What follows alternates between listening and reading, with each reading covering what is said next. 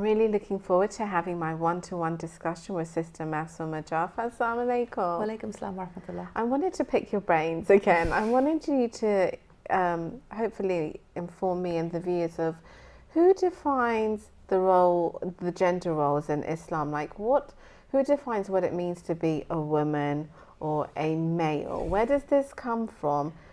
There are guidelines given within Islam to what the role of a man and a woman are. There are certain things which are obligatory on the man. For example, to financially provide for his wife is an obligation on the husband. But at the same time, there are certain recommendations which are not obligatory. So for a woman, yes, it's recommended that she be the nurturing.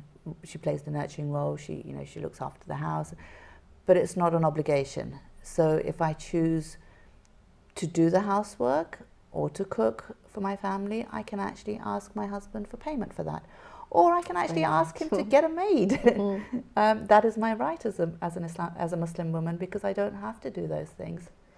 We say that, but in all reality, we're not going to, when somebody asks for our hand in marriage, say, well, fine, but on line number 2, I've stipulated I would like a maid and stuff, because they would run out the door. It's not. I don't think it's a conversation that happens at the time of introduction when you're thinking of marriage, but it's something that maybe later on, if you're finding it difficult, it's something that is your right, and you can actually ask. I know of a woman who hasn't cooked for years. She gets someone to cook for her, and her husband pays that woman to cook for her, for the family, because she says, what, I haven't got time to waste in the kitchen. I'm doing other things which I feel I'm enjoying, and I'm actually enjoying doing those things.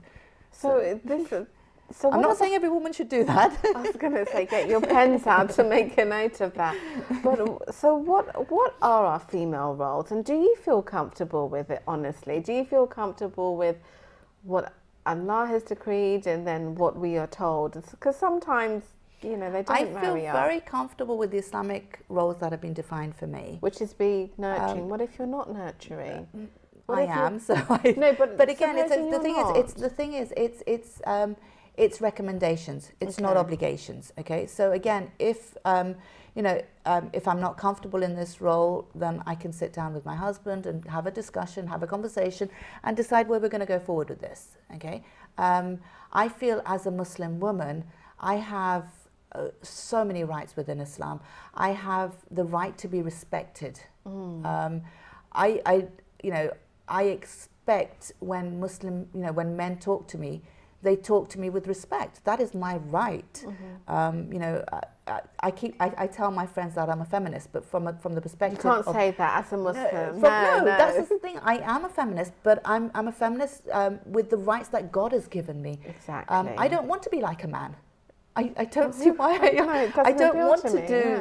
I don't want to go out there and work. I mean, if I choose to, I will. There was a time when I was working, and I enjoyed it. And then when I stopped enjoying it, I said to my husband, what? I want to sit at home, and that's my right. And I did. And then when I had children, I wanted to be at home and bring up my children. And again, I did that. So, knowing my Islamic rights empowers me as a woman. And I can then have discussions with my husband, and we can together come up with things, that work for us as a family. I mean, when I chose to sit at home, there was only one income coming in, which then we had to decide, okay, if you're going to sit at home, that's great, but we'll have to cut down on some things, because obviously there's less money. Holidays. So you have to have those conversations. There are very few things that are wajib as such. A lot of things are recommended, but nowadays, when both husbands and wives are working, then both husband and wives will come home and cook the dinner together, and things like that. It's like, if I say to my husband, look, you're the one who's supposed to maintain me financially. I'm not supposed to work. If I am helping you in the maintenance aspect, then surely you should help with the cooking, which I don't even actually have to do. Right. So, but what if you were at home and you didn't work? Would you still wouldn't be obligated to cook and clean? You could just sit there. I can just sit there all day long if I want to. Sounds brilliant. I'm mentally taking notes. Now, what if you don't fit into the mould of being a girly kind of girl in Islam? The nurturing thing, you're not particularly interested in having children. You're interested in having a partner, maybe travelling the world and having a certain type of lifestyle. But what about then? Because sometimes I feel that there's, a little bit of current that's not ladylike. You shouldn't do that. That everyone should naturally want to be married. That it's in, it's just innate that you want to get married. What about? There are certain things that is innate in us. I mean, we all want to be loved. We all want, we sort of crave that love from each other. So it's like, whether it's from our parents, whether it's from our husbands, our spouses, or from our children, so forth. So, we are social beings. So you can have friends. There's people who don't want to get married. Yes, but very few. Generally, you do. Maybe you don't. You just don't want the responsibility that comes with the marriage. And again, you need to then sort of self-evaluate. Is it that I don't want to get married, or is it that I don't want the responsibilities that come with marriage? Right. And to actually have to think of another person when I'm making my decisions, that's a huge deal. Yeah. And again, it's the same with children. Is it that I don't want children, or is it that I feel I won't be able to take care of them? Is it that, the society is so scary now, and do I really want to bring a child into this sort of society? There's so many other things that people sometimes say they don't want to have children, but what is it that they don't want? Is it that they really, because we all have women have a biological clock inside them, which they do get broody. Yeah. So, these are things that God has innately put in us. What about the concept of house husbands? I don't really like that term. I think there should be another one. I'll think of a word.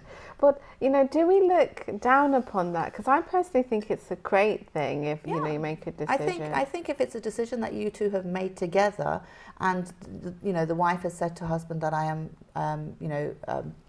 taking that burden of financial maintenance away from you, and I don't mind that you don't financially maintain me, and I will be the breadwinner. And you take care of the children, and if they're both happy in that relationship, then who is to judge? So that can be done. Of course, but it has to be a conversation that happens. The woman has to take that maintenance obligation, actually say to him that I'm not holding you to that obligation, because that's her right. Okay. He can't choose to stay at home without her.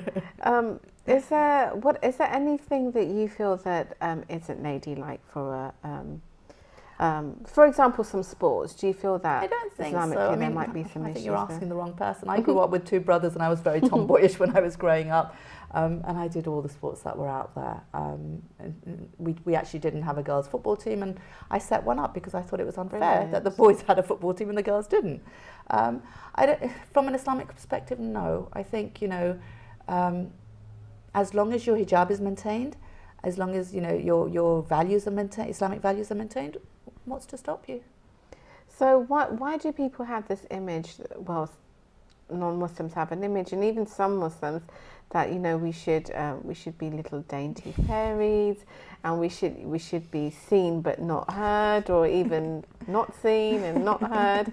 Well, where does this come from? I think it's from culture again. I think a lot of baggage that we have is from culture.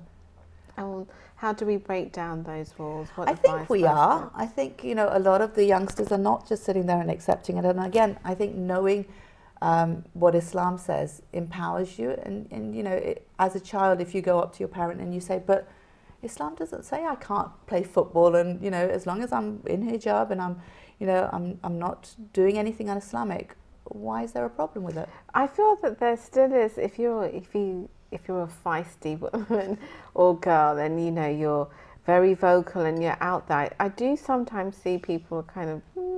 But isn't that from culture again? I mean, the thing is, I don't think anyone has the right to tell me that is against my hijab, because hijab is a very personal thing.